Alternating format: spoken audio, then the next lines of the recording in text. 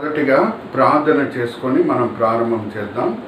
తండ్రి, ఈ సమయం బట్టి ఎంతో వందనాలు తండ్రి. ఎన్నో ఆటంకాలు ఉన్నా సరే, పవర్ కట్స్ అన్నీ కూడా ఉన్నా సరే, ఈ రికార్డింగ్ మేము చేయుటకు మీరు ఇచ్చిన ఈ కృప బట్టి మిమ్మల్ని మేము స్తుతిస్తున్నాం తండ్రి.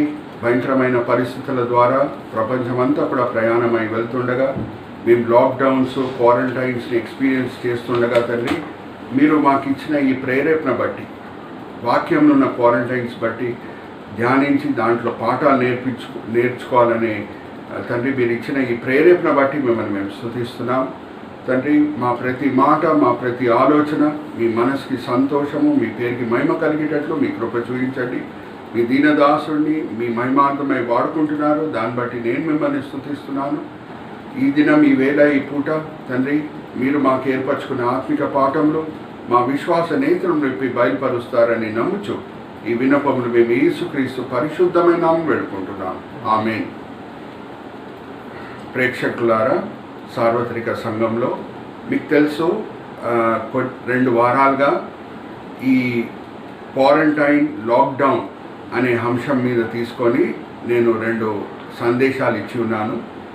ఈ కాలంలో ప్రతి వ్యక్తి నోట్లో క్వారంటైన్, లాక్డౌనే మనం వింటున్నాము. అయితే బైబిల్స్లో ఉన్న క్వారంటైన్స్ యోసేపు పట్ల, అలాగే మోషే పట్ల, వాళ్ళ అనుభవాల నుంచి మనం కొన్ని పాఠాలు 2 వారాల క్రితం మనం నేర్చుకున్నాము. 2 వారాలుగా మనం నేర్చుకుంటున్నాము. అయితే ఈ దినము నేను ఇంకొక విశ్వాస వీరుడు గురించి మీతో పంచుకోవాలని నేను కోరుకుంటున్నాను. మొదటిసారి ఈ ప్రోగ్రామ్ని చూసేవాళ్ళు, వాళ్ళ కొరకు ఈ క్వారంటైన్ అనే వర్డ్కి డెఫినేషన్ ఇవ్వాలని నేను కోరుకుంటున్నాను. ఇంగ్లీష్ డిక్షనరీలో క్వారంటైన్ అంటే అది ఒక వ్యక్తి ఐసోలేషన్ ఉండుట, మెయిన్ స్ట్రీమ్లో కాకుండా వేరే ఇంకో చోటలో ఉండుట, దాన్ని క్వారంటైన్ అని అంటారండి. యోసేపు విషయంలో మనం గమనిస్తే ఆయన మానసిక క్వారంటైన్ అనుభవించి ఉన్నాడు, సామాజిక క్వారంటైన్ ఆయన అనుభవించాడు. ఆయన కానాన్ దేశంలో ఉండాలి, వాళ్ళ నాన్నగారి గృహంలో, కానీ ఐగుప్తుకి రావటం అది మానసిక క్వారంటైన్. దాని తర్వాత ఐగుప్తులనే ఆయన సమాజంలో ఉండాలి, కానీ ఆయన చెరలో ఉన్నాడు కొన్ని సంవత్సరాలు, అది సామాజిక క్వారంటైన్. అన్ని క్వారంటైన్ అనుభవాల చేత యోసేపు మేలు పొందటమే మనం గమనించాము లేఖనంలో. దానివల్ల ఆయనకి హాని ఏమీ జరగలేదు. రోమిలికి రాసిన పత్రిక 8వ అధ్యాయం 28వ వచనము యోసేపు పట్ల నెరవేర్చబడుట మనము గమనించాం. అలాగే మోషే విషయంలో కూడా మనం చూసామండి. పోయిన వారము 3 క్వారంటైన్లు. మొదటిది 40 సంవత్సరాలు మిద్యాన్ అరణ్యంలో, అక్కడ ఆయన దీర్ఘశాంతము, సాత్వికము నేర్చుకున్నాడు. దాని తర్వాత సినేకొండ మీద 2 సార్లు 40 దినములు దానివలన ఆయన మేలు పొందాడని మనము గమనించాం. ఇంకా ఆయన దిగి వచ్చినప్పుడు టోటల్ 80 దినముల క్వారంటైన్ తర్వాత ఆయన ముఖ చర్మం మెరుస్తున్నది అనే మాట కూడా మనం చూసాం. He had a transfiguration experience అని. అయితే నేను పోయిన వారం కన్క్లూడ్ చేసినప్పుడు నేను ఒక మాట చెప్పానండి. ఈ క్వారంటైన్స్ వలన దిగులు పడే ఏం అవసరం లేదు, ఇది దేవుడిచ్చే అవకాశము అని మనము భావించి ఎక్కువ సమయం ప్రార్థనలో, ఎక్కువ సమయం వాక్యం చదవటంలో, ఎక్కువ సమయం విజ్ఞాపన ప్రార్థనలో, కుటుంబ ప్రార్థనలో ఉండి మనం కూడా ఒకలాంటి ట్రాన్స్ఫిగరేషన్ ఎక్స్పీరియన్స్ పొందాలి అని నేను ముగించాను. మనం కూడా ఈ క్వారంటైన్స్ అయిపోయిన తర్వాత, లాక్డౌన్స్ లిఫ్ట్ అప్ అయిపోయిన తర్వాత మనం తిరిగి సమాజంకి ఎప్పుడు వెళ్తామో, మన ఉద్యోగాలకు ఎప్పుడు వెళ్తామో, మన స్కూల్స్, కాలేజెస్కి ఎప్పుడు వెళ్తామో, అన్యులు మనలో ఒక ప్రత్యేకమైన మెరుపు అనేది చూడాలి అని నేను ముగించాను. ఈ దినము నేను ఇంకొక విశ్వాస వీరుడు, కొత్త నిబంధనలు ఉన్న విశ్వాస వీరుడు, గొప్ప భక్తుడు, దేవుని చేత గొప్పగా వాడబడిన సాధనము అపోస్తలుడైన పౌలు గురించి చెప్పాలని నేను కోరుకుంటున్నాను. ఆయన జీవితంలో కూడా మనం గమనిస్తే 3 క్వారంటైన్స్ ఉంటాయి. నేను రైమింగ్ వర్డ్స్ వాడతానండి, మీరు జ్ఞాపకం పెట్టుకోండి. చివరిలో నేను వ్రాపప్ చేసినప్పుడు మరీ గుర్తు చేస్తాను. మొదటి క్వారంటైన్కి మనం వాడే సబెడింగ్ ఏంటంటే కాంట్రిషన్ అంటే పశ్చాత్తాపము. 2వ క్వారంటైన్కి మనం వాడేది ఎడ్యుకేషన్, 3 సంవత్సరములు. అది ఫస్ట్ క్వారంటైన్ 3 దినములు, 2వ క్వారంటైన్ 3 సంవత్సరములు. దాని తర్వాత చెరలో ఉండుట, దాన్ని మనము ఇన్స్పిరేషన్ అనే సబ్ హెడింగ్ కింద చూద్దాం. మొదటిగా కాంట్రిషన్ అంటే పశ్చాత్తాపం పొందుట. అపోస్తల కార్యం 9వ అధ్యాయం మనం గమనిస్తే పౌలు భక్తుడు యేసుక్రీస్తు ప్రభువాన్ని దమస్కీ రోడ్లో దారిలో చూచుట, తాత్కాలికంగా చూపు పోగొట్టుకుండుట, దాని తర్వాత దమస్కీ పట్టణంలో 3 దినములు ఏమీ తినకుండా ఉండుట మనం గమనిస్తున్నాం. అంతకీ ఏ ఇంట్లో ఆయన ఉన్నాడో ఖచ్చితంగా ఆ ఇంటి వాళ్ళు ఆయనకి భోజనం పెట్టుటకు అలాగే నీళ్ళు ఇచ్చుటకు అయితే సిద్ధంగానే ఉన్నారు అని మనం ఊహించవచ్చు. కానీ పౌలు భక్తుడు ఏమీ తీసుకోలేదు అని మనము గ్రహించాలి. యూదా అనే ఒక వ్యక్తి ఇంట్లో ఆయన ఉన్నాడు అనే మాట మనము అపోస్తల కార్యం 9వ అధ్యాయము 7వ వచనం నుంచి 15వ వచనం వరకు మనం చదివితే ఈ విషయాలు మనకి తెలుస్తాయి. మరి చెప్తున్నానండి, అపోస్తల కార్యము 9వ అధ్యాయం 7వ వచనం నుంచి 15వ వచనం మనము చదువుకోవాలి. అయితే ఈ 3 దినములు కాంట్రిషన్ అంటే పశ్చాత్తాపం ఆయన పొందుతున్నాడు. ఆయన జ్ఞాపకం చేసుకుంటున్నాడు ఎట్లా అన్యాయంగా ఆయన ప్రవర్తించాడో క్రైస్తవుల పట్ల, వాళ్ళని ఎలాగా హింసించాడో ఆయనకేం తెలవకుండా. యేసుక్రీస్తు ప్రభువారు ఆయన మెస్సయాన్ని గ్రహించకుండా ఆయన మెస్సయాన్ని వెంబడించేవాళ్ళు, అంటే ఆయన మెస్సయాన్ని అనుకోవట్లేదు ఆ సమయంలో, యేసుక్రీస్తు అనే వ్యక్తిని వెంబడించే వాళ్ళందరూ వాళ్ళు ద్రోహిలు అని భావించి చాలా క్రూరంగా ప్రవర్తించుట అవన్నీ ఆయన ఆలోచించుకుంటున్నాడు. దాని తర్వాత ఒక ప్రాముఖ్యమైన మాట ఆయన అయితే మర్చిపోలేడు. అదేంటంటే అపోస్తల కార్యము 9వ అధ్యాయం 6వ వచనంలో యేసుక్రీస్తు ప్రభువారు ఒక మాట పలికారు. ఏమనంటే, సౌలా సౌలా నువ్వు ఎందుకు నన్ను ఎందుకు హింసిస్తున్నావని. చూడండి, ఆ మాటలు కూడా చాలా ప్రభావితం చేస్తుంటాయి పౌల్ని. ఆ సమయంలో ఆయన సౌలే అండి. యేసుక్రీస్తు ప్రభువారు ఆ ప్రశ్న వేరే రకంగా కూడా అడుగుండొచ్చు.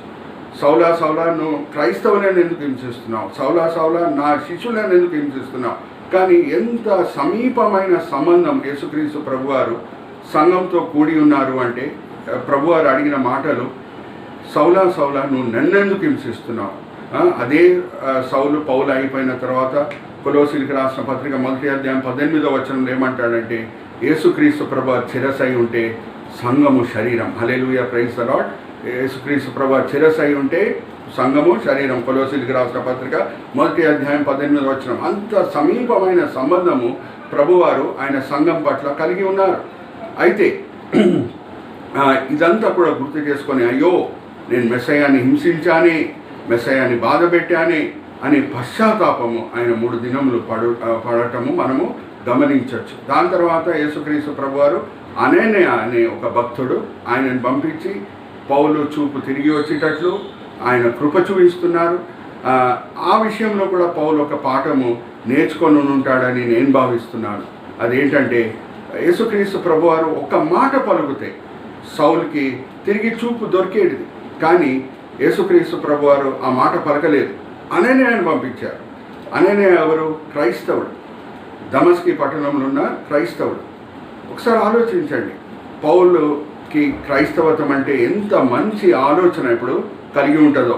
యేసుక్రీస్తు ప్రభువారు కూడా ఇలాగా ఒక మాట పలికి ఆయన స్వస్థపరచవచ్చు, ఆయనకు తిరిగి చూపించవచ్చు. కానీ అననీయను ఎందుకు పంపించారు అంటే, పౌలు ఇంకొక పాఠం కూడా నేర్చుకోవాలని. అదేంటంటే, క్రైస్తవులు వాళ్ళ శత్రువులను ప్రేమించే వాళ్ళు అని. హల్లెలూయా, ప్రైజ్ ది లార్డ్.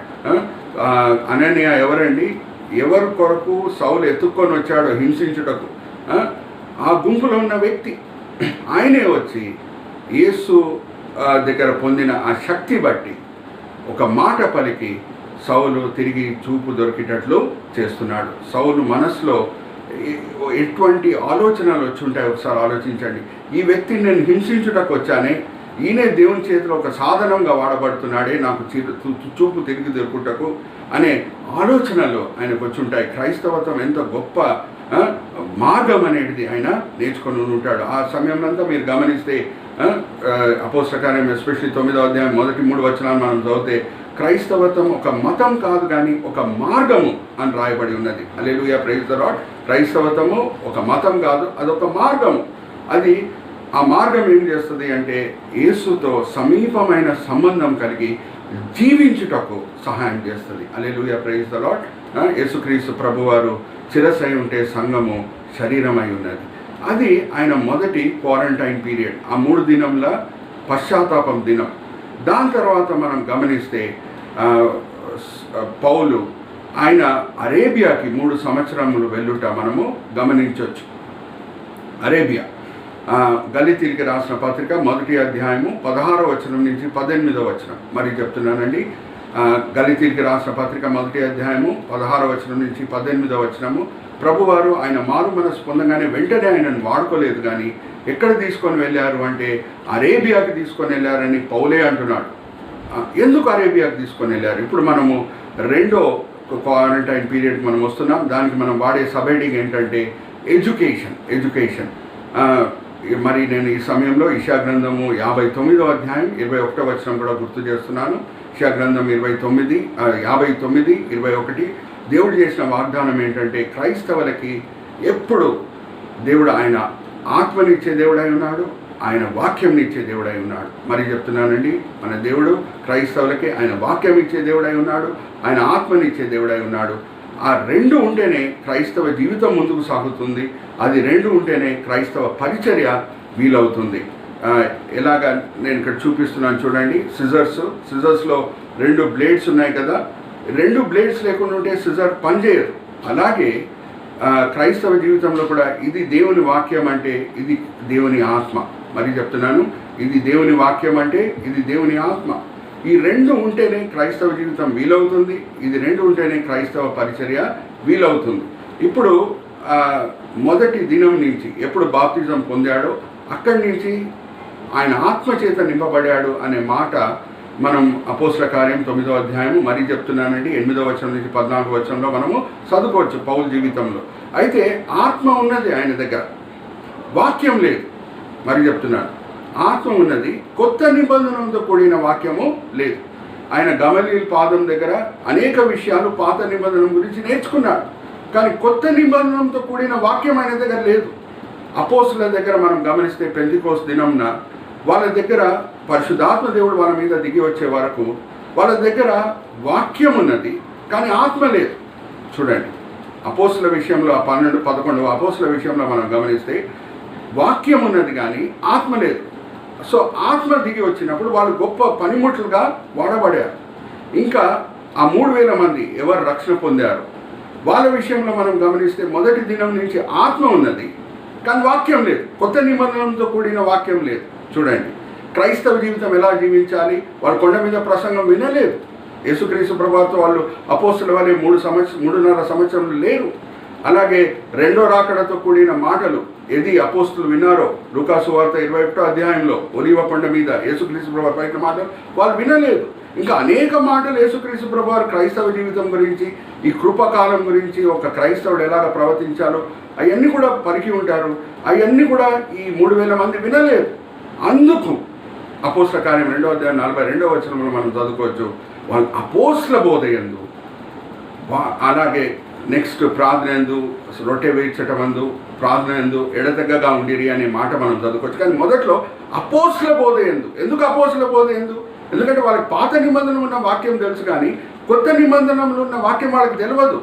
క్రైస్తవుడు ఎలా జీవించాలి, వాళ్ళు పుట్టినప్పటి నుంచి ఇదే నేర్చుకొని ఉన్నారు. ఆ 3000 మంది ఏమనంటే కన్నుకి కన్ను, పన్నుకి పన్ను, అది ధర్మశాస్త్రం చెప్తుంది. కానీ యేసుక్రీస్తు ప్రభు వారు మీ శత్రువులను ప్రేమించాలనే మాట వాళ్ళు వినలేదు. అలాగే మీ పొరుగువాడిని ప్రేమించాలి అనే మాట వాళ్ళు ధర్మశాస్త్రంలో చదువుకుంటూ ఉండొచ్చు. కానీ మత్తయి సువార్త 6వ అధ్యాయం 19వ వచనంలో ఉన్న మాటలు, మీ మధ్యలో ఉన్న పేదల కొరకు మీ ఆస్తులను కూడా అమ్మివేసి వాళ్ళకి మీరు సహాయం చేయండి, మీరు ధనము పరలోకంలో సమకూర్చుకుంటారనే మాట అపోస్తల కార్యం మత్తయి సువార్త 6వ అధ్యాయం 19వ వచనంలో మాట వాళ్ళు వినలేదు. కానీ అపోస్తల బోధ వినగానే, చూడండి, అపోస్తల బోధ వినగానే ఇప్పుడు పరిశుద్ధాత్మ దేవుడు బలపరచుటకు వాళ్ళతో పాటు ఉన్నాడు కాబట్టి, ఒకసారి జాగ్రత్త వినండి, పరిశుద్ధాత్మ దేవుడు వాళ్ళని బలపరచుటకు వాళ్ళతో పాటు ఉన్నాడు కాబట్టి ఈ వాక్యం పాటించుటకు వాళ్ళకి శక్తి ఉన్నది. హల్లెలూయా. రోమిలికి రాసిన పత్రిక 5వ అధ్యాయం 5వ వచనం మనం గమనిస్తే ఏమని రాయబడి ఉన్నది? పరిశుద్ధాత్మ దేవుడు ప్రేమ పెట్టే దేవుడు కాదు, హృదయంలో కుమ్మరించే దేవుడై ఉన్నాడు. హల్లెలూయా, ప్రైజ్ ది లార్డ్.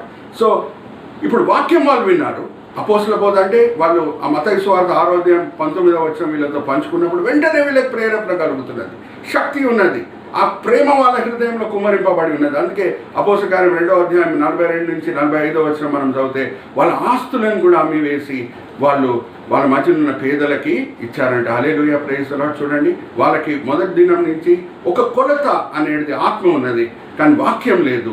వాక్యం వాళ్ళు అపోస్తల బోధ చేత, అంటే వాక్యం అంటే కొత్త నిబంధనతో కూడిన వాక్యం, అపోస్తల బోధ ద్వారా వాళ్ళు విని నేర్చుకొని సరి అయిన క్రైస్తవ జీవితం జీవించుటకు దేవుని మహిమార్థమై వాళ్ళు యోగ్యులై ఉన్నారు. అలాగే పౌలు కూడా, ఆయన దగ్గర ఆత్మ ఉంది కానీ వాక్యం లేదు, కొత్త నిబంధనతో కూడిన వాక్యం లేదు.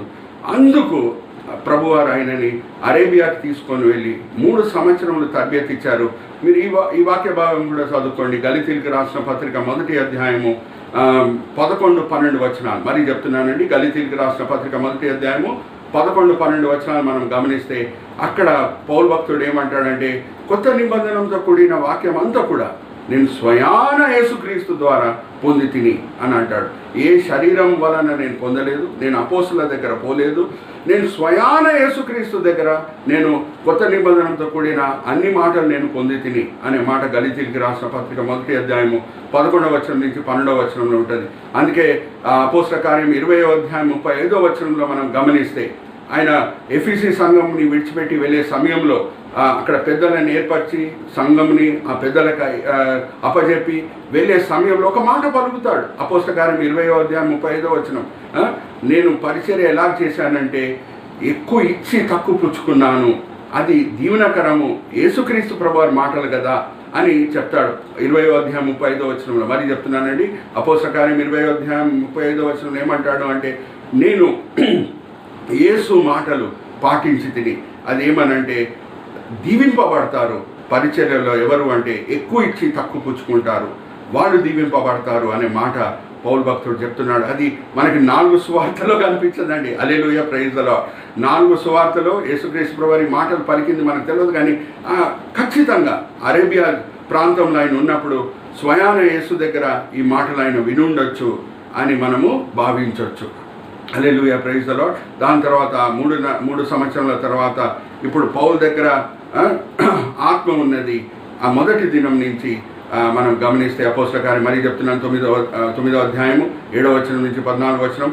ఇప్పుడు కొత్త నిబంధనతో కూడిన వాక్యం కూడా ఉంది కాబట్టి గొప్ప పనిముట్టుగా దేవుని చేతులు ఆయన వాడబడుతున్నాడు. అది 2వ క్వారంటైన్. ఇప్పుడు 3వ క్వారంటైన్కి మనం వద్దాం. దానికి నేను వాడే సబ్హెడింగ్ ఏంటంటే inspiration. Hallelujah, praise the Lord. Inspiration. పౌలు భక్తుడు మొదటిసారి 2 సంవత్సరాలు సిజేరియా చెరలో ఉండుట మనము అపోస్తల కార్యము 20వ అధ్యాయం నుంచి 26వ అధ్యాయం వరకు మనం చదువుకోవచ్చు. మరి చెప్తున్నానండి, అపోస్తల కార్యము 20వ అధ్యాయం కాదు, 22వ అధ్యాయం నుంచి 26వ అధ్యాయం వరకు మనం చదివితే పౌలు భక్తుడు 2 సంవత్సరములు సిజేరియా పట్టణంలో ఉన్న చెరలో ఉన్నాడని మనం గమనించవచ్చు. దాని తర్వాత అపోస్తల కార్యం 28వ అధ్యాయం చివరి వచనాలు మనం చదువుకుంటే అక్కడ మరి రోమా పట్టణంకి వెళ్ళినప్పుడు కూడా ఖైదీగానే ఉన్నాడు అనే మాటలు మనము గమనించవచ్చు. అయితే ఈ చెరలో ఉండటం వలన కూడా, ఆ క్వారంటైన్ వలన కూడా పౌలు భక్తుడు మేలు పొందింది, అలాగే సార్వత్రిక సంఘం మేలు పొందింది అని చెప్పుటకు ఏ సందేహము లేదు. ఒకసారి ఆలోచించండి. ఫిలిప్పీలకు రాసిన పత్రిక 1వ అధ్యాయము 13వ వచనం నుంచి 14వ వచనం. మరీ చెప్తున్నానండి, ఫిలిప్పీలకు రాసిన పత్రిక 1వ అధ్యాయము 13-14 వచనాలు మనం చదివితే మొదటి బెనిఫిట్ ఈయన చెరలో ఉండటం వలన ఏమైంది అంటే ఆయన ఏమని రాస్తున్నాడు, నేను రోమా చెరలో ఉండేటప్పుడు బయట ఉన్న క్రైస్తవులు, మరీ చెప్తున్నాను, బయట ఉన్న క్రైస్తవులు ఇంకా ఈయన చెరలో ఉన్న అనుభవం బట్టి ప్రేరేపణ పొంది, అరే మన నాయకుడే ఇన్ని కష్టాలు అనుభవిస్తున్నాడు, మనం కూడా కష్టాలు అనుభవించడానికి సిద్ధంగా ఉండాలని ప్రేరేపణ పొంది ఇంకా విశ్వాసంతో, ఇంకా బలంతో, ఇంకా ధైర్యంతో బోధ చేయడం నేర్చుకున్నారంట. Hallelujah, praise the Lord. Look at the benefit of which came to the universal church because of Paul's imprisonment in Rome. ఆయన రాస్తున్నాడు కదా ఫిలిప్పీలకు రాసిన పత్రిక, మరీ చెప్తున్నాను 1వ అధ్యాయము 13-14 వచనాలు. నేను చెరలో ఉండే బట్టి బయట ఉన్న క్రైస్తవులకి ఇంకా ప్రేరేపణ కలిగింది, ధైర్యంతో లేఖనంని సువార్తని బోధించుటకు అనే మాట ఆయన చెప్తున్నాడు. రెండో మాట కూడా నేను మీ ముందు తీసుకొని వస్తున్నాను. అది ఏమనంటే 2 తిమోతి 2వ అధ్యాయం 9వ వచనం. మరి చెప్తున్నానండి, 2 తిమోతి 2వ అధ్యాయం 9వ వచనం ఏమనుందంటే, నేను సంఖ్యలతో బంధింపబడి ఉన్నా సరే సువార్త చెరలో లేదు అనే మాట, సంఖ్యలతో బంధింపబడలేదు అని అంటాడు. మరి చెప్తున్నాను, 2 తిమోతి 2వ అధ్యాయం 9వ వచనము, నేను సంఖ్యలతో బంధింపబడి ఉన్నా సరే సువార్త సంఖ్యలతో బంధింపబడలేదు. అంటే ఆయన అర్థం ఏంటి? ఈ మాటల చేత ఏం చెప్పాలని కోరుకుంటున్నాడు అంటే, మనం బైబిల్ పండితులు ఏం చెప్పారో పౌలు చెర అనుభవం బట్టి మనం గుర్తు చేసుకోవాలి. ఎవరన్నా రోమా చెరలో ఉంటే ఆ సమయంలో పద్ధతి ఏంటంటే, రోమా సైనికులు అంటే ఎస్పెషలీ ఒక రెజిమెంట్ ఉంటుందండి, ఆ రెజిమెంట్ పేరు ప్రెటోరియా, ఆ రెజిమెంట్ పేరు ప్రెటోరియం, ఆ రెజిమెంట్ పేరు ప్రెటోరియం. అదొక రోమా సైన్యంలో ఒక భాగము. సారీ, ప్రైజ్ ఒక్కసారి కట్ చేయాలి, మిక్స్చర్ అనే రెజిమెంట్ గురించి నేను చెప్పానండి. ఎలాగా భారతదేశంలో ఉన్న సైన్యంని ఎన్నో భాగాలుగా విభాగించవచ్చో, అస్సాం రైఫిల్స్ అని, మణిపూర్ రెజిమెంట్ అని, అలాగే రోమా సైన్యంని కూడా ఎన్నో భాగాలుగా మనం విభాగించవచ్చు. దాంట్లో ఒక భాగము ప్రెటోరియం అనేది ఉంటుంది. ఆ ప్రెటోరియంతో కూడిన రెజిమెంట్ పని, ఆ సైనికుల పని ఏంటంటే చెరలో ఉన్న వాళ్ళని కాయుట, చెరలో ఉన్న వాళ్ళని చూచుకుండుట, వాళ్ళని జాగ్రత్తగా వాళ్ళు తప్పిపోకుండా పారిపోకుండా ఉండుటకు చూసుకుండుట, అదే వాళ్ళ బాధ్యత.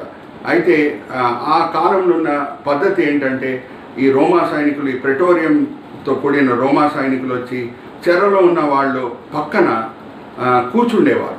ఇంకా చెరలో ఉన్న వాళ్ళ కాల్లో ఏ సంఖ్యలు ఉంటుందో అదే సంఖ్యల్లో ఇంకొక భాగం వాళ్ళ కాల్లో కట్టుకొని కూర్చుండేవాళ్ళు. షిఫ్ట్స్ ఉండేది, 24 గంటలు ఒకటే కూర్చుండేదానికి వీలయ్యేది కాదు. సో షిఫ్ట్స్ ఉండేవి, 8 గంటలు 8 గంటలు 8 గంటలు 3 షిఫ్ట్స్లో ఈ రోమా సైనికులు వచ్చి కూర్చుండేవారు. అయితే పౌలు భక్తుడు మనకు బాగా తెలుసు.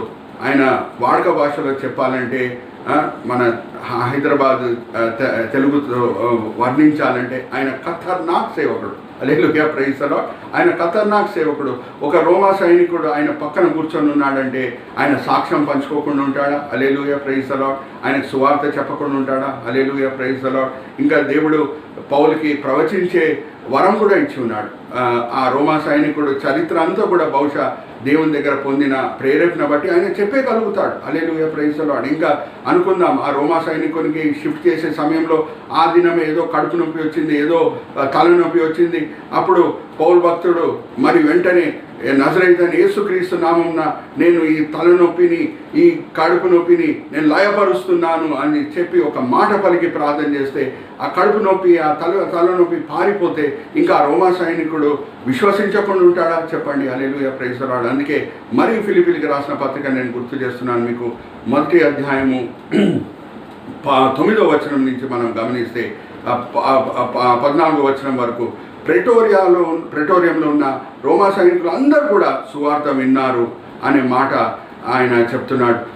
నా సంఖ్యల కారణం, నేను చెరలో ఉన్న కారణము అది నేనేదో నేరస్తున్నని కాదు, కానీ సువార్త వల్లనే నేను చెరలో ఉన్నాను అని ఆ సైనికులందరూ కూడా గ్రహించారు అని చెప్తున్నాడు. హల్లెలూయా, ప్రైజ్ ది లార్డ్. చూడండి, ఈ క్వారంటైన్ అనుభవం లేకుండా ఉంటే, పౌలు భక్తుడు చెరలో లేకుండా ఉంటే ఆ సమయంలో ఉన్న క్రైస్తవులకి బలంతో, ధైర్యంతో సువార్త చెప్పుటకు ఆ ప్రేరేపణ వచ్చేది కాదు.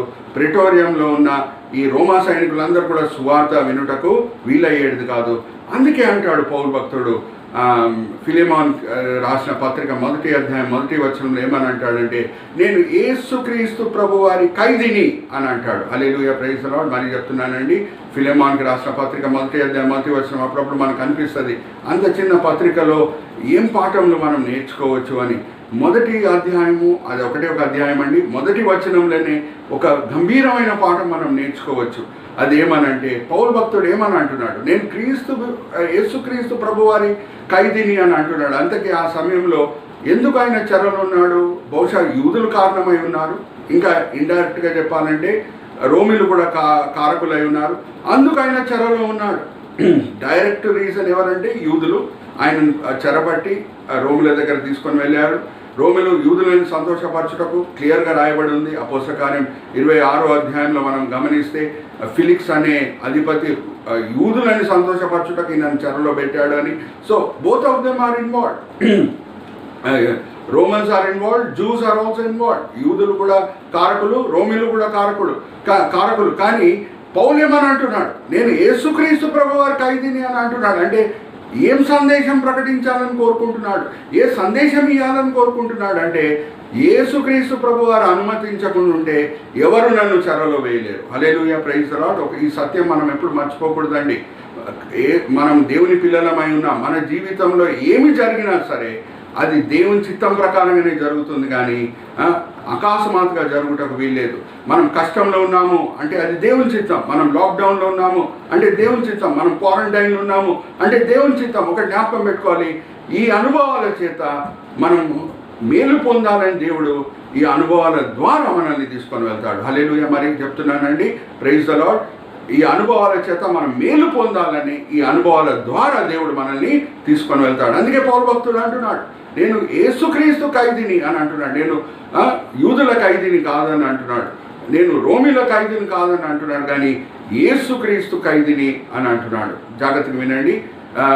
ఇంకా మూడో బెనిఫిట్కి మనం వద్దాం. ఫస్ట్ బెనిఫిట్ ఆయన చెరలో ఉండటం వలన ఏం జరిగిందంటే వేరే క్రైస్తవులకి ప్రేరేపణ కలిగింది ధైర్యంతో సువార్త బోధించటకు. రెండో బెనిఫిట్ ఏంటంటే రోమా సైనికులందరూ కూడా సువార్త వినడానికి ఇప్పుడు వీలైంది. మూడవది ఏంటంటే ఆయన చెరలో ఉండి ఆయనకు తెలిసినప్పుడు కొన్ని సంఘాల్లో సమస్యలు ఉన్నాయని ఆయన పత్రికలు రాశాడు. హల్లెలూయా, ప్రైజ్ ది లార్డ్. పత్రికలు ఆయన రాసిన చెర నుంచి పత్రికల్లో ఎఫీసీలకి రాసిన పత్రిక, ఫిలిప్పీలకి రాసిన పత్రిక, కొలోసీలకి రాసిన పత్రిక, 2 తిమోతి, అలాగే ఫిలెమోన్, ఈ 5 పత్రికలు పౌలు చెరలో ఉండకుండా ఉంటే రాసేవాడు కాదు. ఫిలిప్పీ సంఘంలో ఉన్న సమస్యలు ఏంటో అనేది ఆయనకి ఎపాఫ్రాడిటస్ అనే భక్తుడి ద్వారా తెలిసినప్పుడు బహుశా ఆయన ఫిలిప్పీ పట్టణంకి వెళ్ళి ఆ సమస్యలకి పరిష్కారం చేయుటకు ప్రయత్నించేవాడు. అలాగే కొలోసి సంఘంలో ఏం సమస్యలు ఉన్నాయో సింక్రటిజం అనే సమస్య వచ్చింది. సింక్రటిజం అంటే వాళ్ళు యేసుక్రీస్తు ప్రభువారే మార్గమని నమ్మారు, కానీ నమ్ముతూ అరే యూదుల మతాల్లో ఉన్న కొన్ని మంచి మాటలు కూడా మనం తీసుకోవచ్చు, వేరే మతాల నుంచి కూడా కొన్ని మంచి మాటలు తీసుకోవచ్చు అనే సింక్రటిజం అనే పదము, సింక్రటిజం అనే పద్ధతి వాళ్ళు వాడటం స్టార్ట్ చేశారు. మరి చెప్తున్నాను, కొలెసి సంఘంలో ఉన్న సమస్య ఏంటంటే వాళ్ళు విగ్రహారాధికులుగా అయిపోలేదు, నేత్రాశ శరీరాశ జీవటంకి వాళ్ళు గురి అయిపోలేదు, కానీ సింక్రటిజం అనే ఒక పెద్ద థియోలాజికల్ వర్డ్ నేను వాడుతున్నాను. ఆ సింక్రటిజం సమస్యకి వాళ్ళు గురి అయిపోతున్నారు. అంటే యేసుక్రీస్తు ప్రభువారే నిజమైన దేవుడు, ఆయనే మార్గం, కానీ యూదా మతం నుంచి ఏమైనా మంచి విషయాలు ఉంటే అది మనం తీసుకోవచ్చు, వేరే మతాల నుంచి ఏమైనా మంచి విషయాలు ఉంటే అది తీసుకోవచ్చు అని అటువంటి దురాలోచన కలిగి ఉన్నప్పుడు కొలోసీలకు రాసిన పత్రిక రాయబడుతుంది. మరి ఎఫెసీయులకు రాసిన పత్రిక అది సార్వత్రిక సంఘంకి సర్కులేట్ చేయాలని రాశాడు.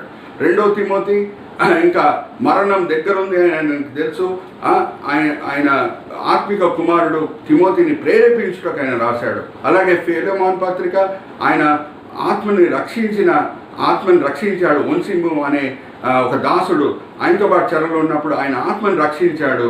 ఇంకా ఆయన వచ్చి ఆ ఒన్సిము ఆయన యజమాని ఫిలెమోన్ దగ్గర నుంచి పారిపోయి వచ్చిన సంగతి నాకు తెలుసు. ఆ పత్రిక ఎందుకు రాస్తున్నాడంటే ఒన్సిముని ఫిలెమోన్ మరి అంగీకరించాలని. హల్లెలూయా, ప్రైజ్ ది లార్డ్. ఒకసారి ఆలోచించండి, మరీ చెప్తున్నాను, ఆయన చెరలో లేకుండా ఉంటే ఈ సమస్యలకి పరిష్కారం చేయటం ఆయన వ్యక్తిగతంగా వెళ్ళేవాడు, కానీ ఆయన చెరలో ఉన్నాడు కాబట్టి ఈ పత్రికలు రాశాడు.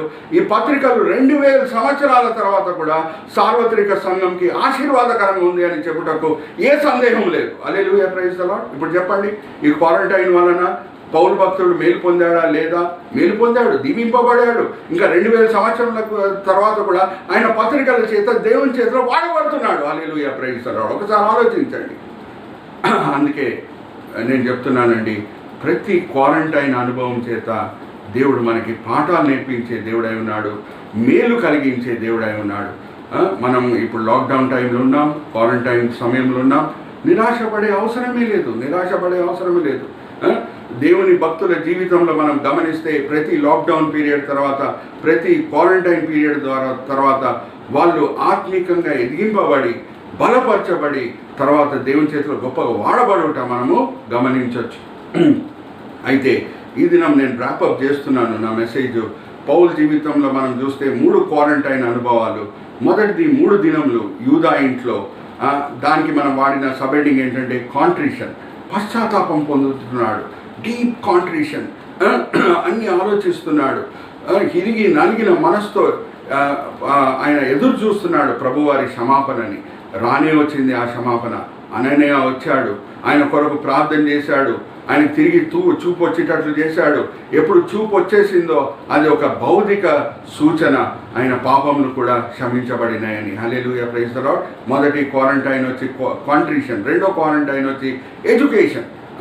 ఆయనను అరేబియాని తీసుకొని వెళ్ళి కొత్త నిబంధనలతో కూడిన వాక్య భాగములు అన్నీ కూడా యేసుక్రీస్తు ప్రభువారు పౌలుకి నేర్పించుట మనము చూసాం. అది గలితీయులకు రాసిన పత్రిక 1వ అధ్యాయము 16వ వచనం నుంచి 18వ వచనంలో ఉన్నది. అలాగే గలితీయులకు రాసిన పత్రిక 1వ అధ్యాయము 11వ వచనం నుంచి 12వ వచనంలో మనం చూస్తే అన్నీ నేను స్వయాన యేసుక్రీస్తు ప్రభువారి దగ్గరే పొంది ఉన్నాననే మాటలు మనం చదువుకోవచ్చు. 3వ క్వారంటైన్ ఏంటంటే చెరలో ఉండుట. దాని వలన 3 మేలు జరుగుతున్నాయి. 3 ఏంటంటే వేరే క్రైస్తవులు ఆయనను చూసి ప్రేరేపణ పొంది బలంతో ధైర్యంతో సువార్త బోధించడం స్టార్ట్ చేశారంట. రెండవది ఏంటంటే రోమా సైనికులందరూ కూడా, ప్రిటోరియా రెజిమెంట్లో ఉన్న సైనికులందరూ కూడా సువార్త వినుటకు వీలైంది. ఎంతోమంది రక్షణ పొంది ఉండొచ్చు. 3వ బెనిఫిట్ ఏంటంటే చెరలో ఉన్నాడు కాబట్టి ఆ పత్రికలు రాశాడు.